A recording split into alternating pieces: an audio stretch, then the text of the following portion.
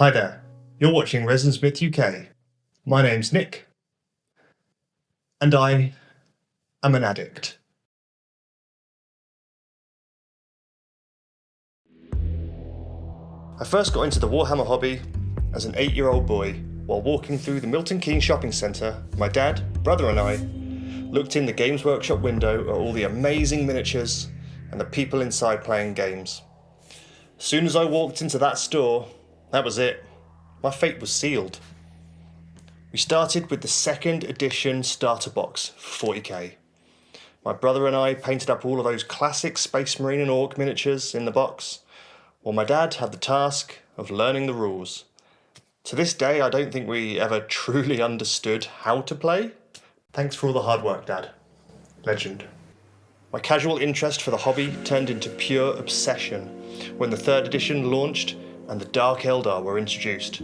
Something about their sadistic and cruel nature really appealed to me. Now, like many hobbyists out there, I have way too many toys. Probably far too many for me to ever actually get round to painting them all. So, against my best judgment, I'm going to relive the glory days I spent painting, poring over the artwork and lore, and playing games with my family and friends by taking you back in time to 1998 to work on some of those classic Dark Eldar miniatures. But I'm not just going to jump head first into yet another army project. Instead, I'm going to follow the advice that I've always given to other people starting out in the hobby, but seldom have followed it myself. My friend Ricky has agreed to play a 10th Edition Escalation League with me, where we each will build and paint a 500-point army, play a game, and then add another 250 points before the next one.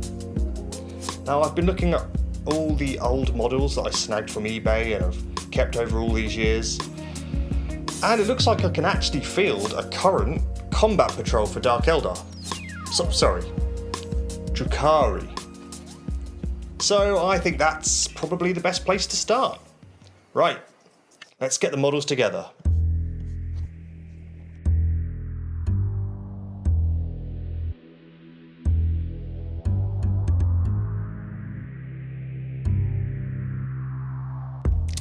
Let's see, so the Archon is 85 points, 10 Kabalite Warriors, 100 points, a Raider is 80, the Ravager is 110, and the 5 Incubi are 85 points.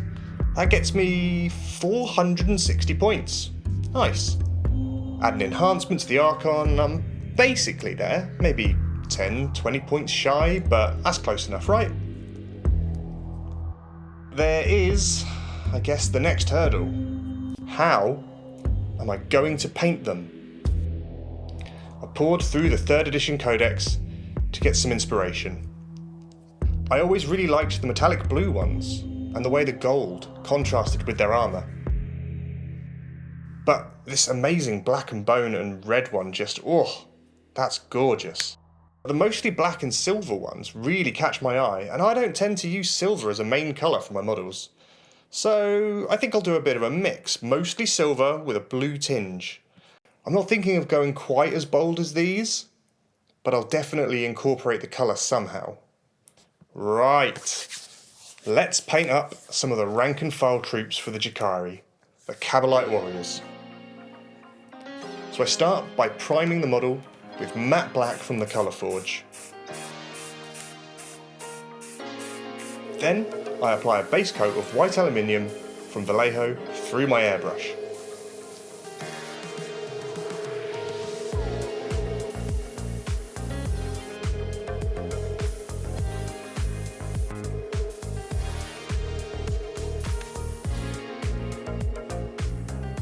Once that's dried, I add bronze from Proaquil to parts of the weapons,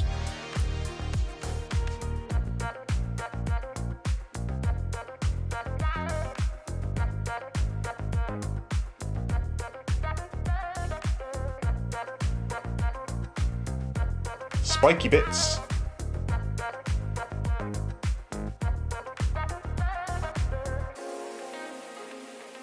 and some other details, just to help break up the silver.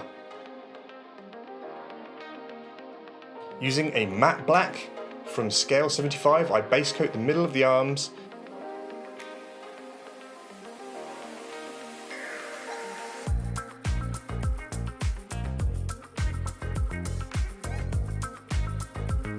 and other bits like these leg details. I find that the matte is really going to be nice against the gloss shiny surface of the silver next to it. Bit of contrast.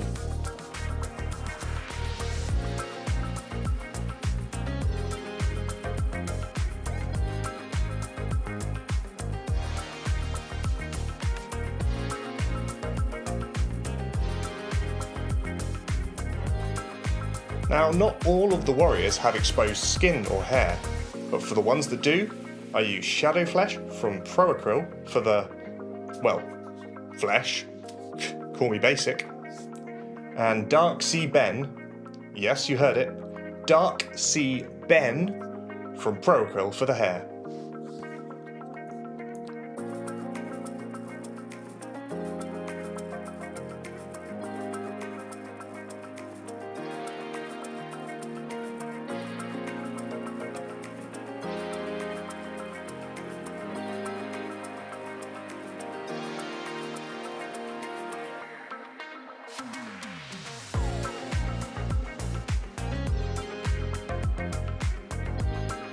Using bold titanium white from Pro Acryl, I base coat all these rounded weapon details and the eyes. This will help so much when applying the bright translucent contrast paints later.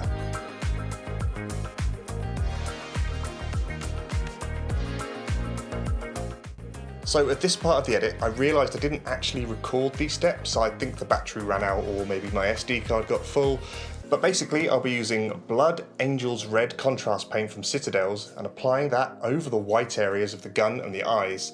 The white really helps that vibrant red pop, and the translucent nature just coats it beautifully. Once all the base coating is done, I mix up an oil wash using Payne's Grey and a small amount of French Ultramarine. To do this, I add a small amount of mineral spirits to thin down the oils. I prefer to add a small amount of spirits, test out the wash, and then add more if needed. I do tend to go for a thicker oil wash as it flows into the recesses well enough without leaving the areas I want to define.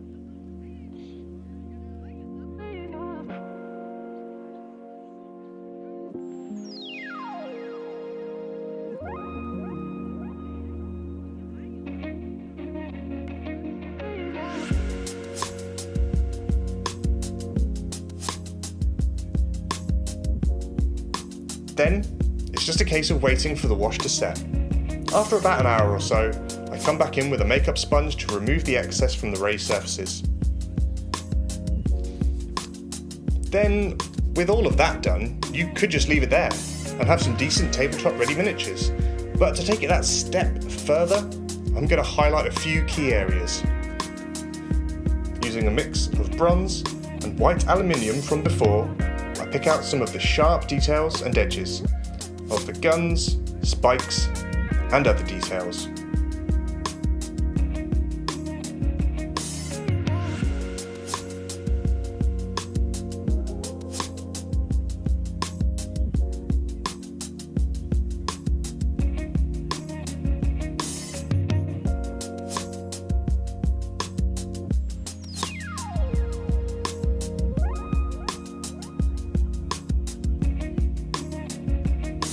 Using the black and white that's already on my palette, I mix them together to make a grey, and then apply this to the black areas.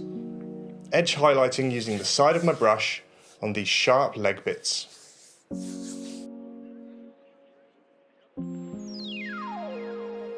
I almost forgot about these little handles. They're just going to get a quick coat of brown from scale colour.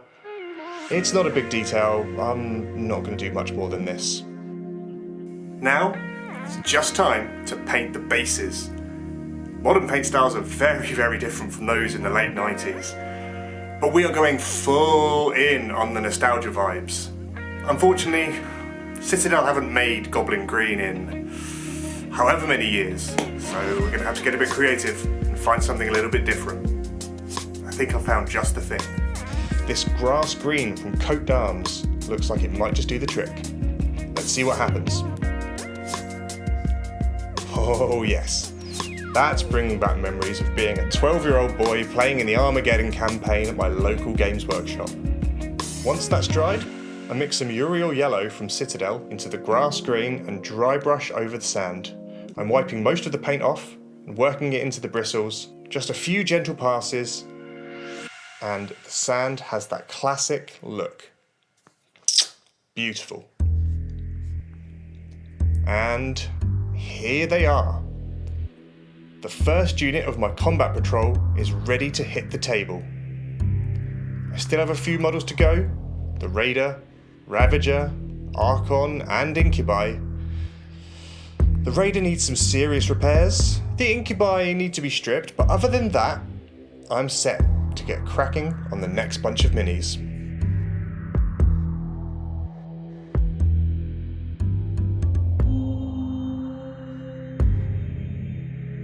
Thank you very much for joining me on this time travel back to 1998 and watching me paint up these old Dark Eldar miniatures.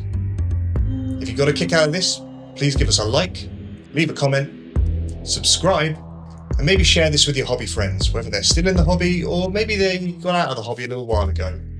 Maybe this little bit of nostalgia might just bring them back in.